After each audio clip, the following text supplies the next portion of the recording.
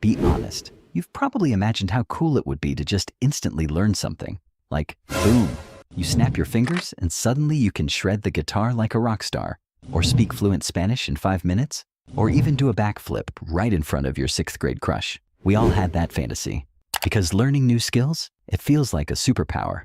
But now that we're adults, that fantasy has changed. We're not trying to impress our classmates anymore. We're trying to survive in the real world, get better at coding, speak confidently in interviews, understand money, tech, AI, and life. But the problem? Most of us suck at learning new things, not because we're lazy, but because no one ever taught us how to actually learn. Chapter 1. Why we struggle with learning. Let's go back to school for a second. Remember how they taught us to memorize facts for a test? Capital cities, historical dates, math formulas. We'd cram the night before, walk into the exam half asleep, spill everything onto the paper, then forget it all the moment the bell rang. That's not learning. That's just temporary memorization. Real learning is different. It's when you understand something so deeply, you can use it without even thinking. Like riding a bike or typing on a keyboard. It's automatic. Chapter 2.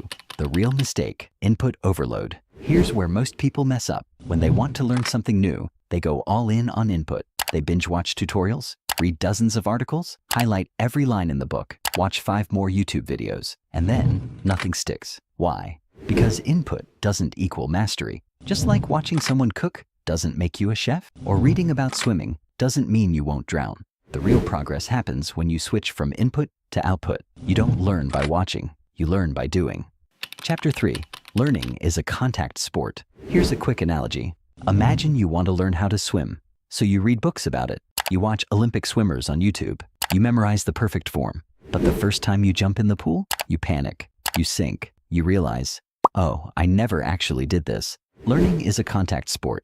You have to get your hands dirty. Or, in this case, wet. You can't just observe. You've got to experience it. Chapter 4. The 80-20 rule of learning.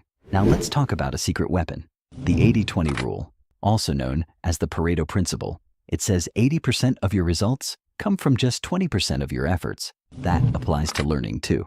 Let's say you're trying to learn a new language. You don't need to memorize 10,000 words. Just start with the 1,000 most common words.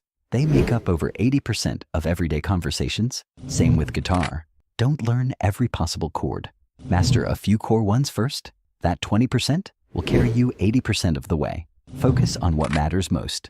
Ignore the fluff. If you're finding this helpful, please like this video and subscribe for more self-improvement content like this. It really helps the channel grow. And I promise, there's so much more coming your way. All right, let's get back to it. Chapter 5. Active recall. Lift weights with your brain. Here's one of the most powerful techniques you'll ever use. Active recall. Instead of reading something 10 times, close the book and try to recall what you just read. From memory, it feels harder.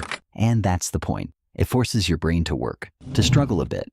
And that struggle builds stronger memory connections. It's like lifting weights. You don't grow by looking at dumbbells. You grow by lifting them. Active recall is lifting for your brain. Chapter 6. Spaced repetition. Don't cram. Cramming might feel productive, but it's a lie. You'll forget it all in 2 days. A better way? Use spaced repetition. Review small bits of information over time. Instead of 6 hours in 1 day, do 30 minutes a day for 12 days. Why? Because each time you revisit the info, your brain has to dig it back up. And every time it does that, the memory gets stronger. Think of it like walking through a forest path. First time, it's overgrown. 5th time, it's clear and easy. Chapter 7. Deliberate practice. Practice ugly. Here's another mistake we make. We practice the easy stuff, but real growth comes from working on what you suck at. That's called deliberate practice. It's uncomfortable, frustrating, and exactly where you need to go. If you're learning to draw, don't just repeat the same smiley face.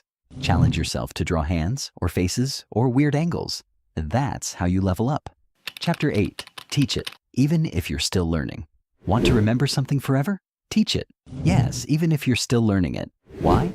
Because teaching forces you to organize your thoughts, to explain things clearly, to spot gaps in your knowledge. If you can explain it simply, you really understand it.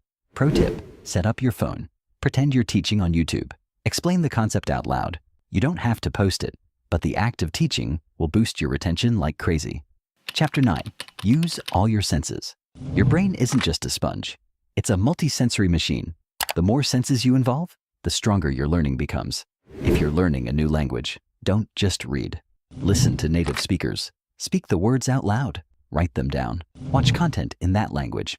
By combining visual, audio, and physical actions, you create stronger neural pathways. It's like using more glue when you want something to stick. Chapter 10. Gamify it. Make it fun.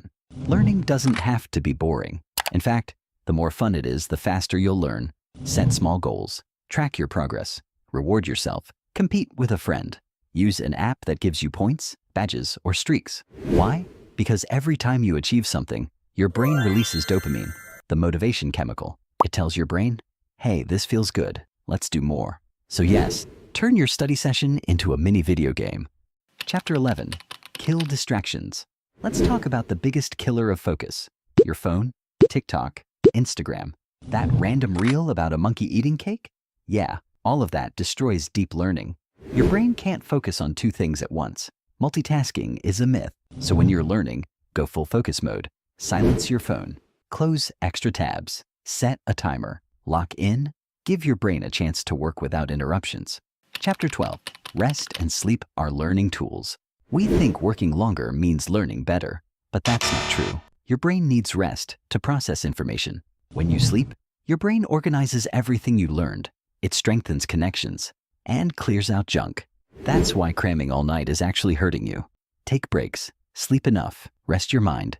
Learning isn't just what you do when you're awake. It's what your brain continues to do when you're asleep. Chapter 13. Mindset is everything. Let's wrap with the most underrated part of learning. Mindset.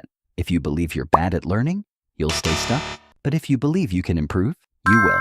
It's called the growth mindset. If you tell yourself, I'm bad at learning, you'll stay bad. But if you say, I'm not good at this yet, you're opening a door. That one word, yet, changes everything. It tells your brain, hey, this is possible. And when something feels possible, you keep going. So let's review. Don't rely on input. Practice output. Use active recall. Spread your learning over time. Focus on what matters most. Teach what you learn. Use more senses. Make it fun. Avoid distractions. Rest your brain. And believe in your ability to grow. You're not bad at learning. You were just never taught how to learn. But now you are. So stop scrolling. Start doing. And remember, you've got this.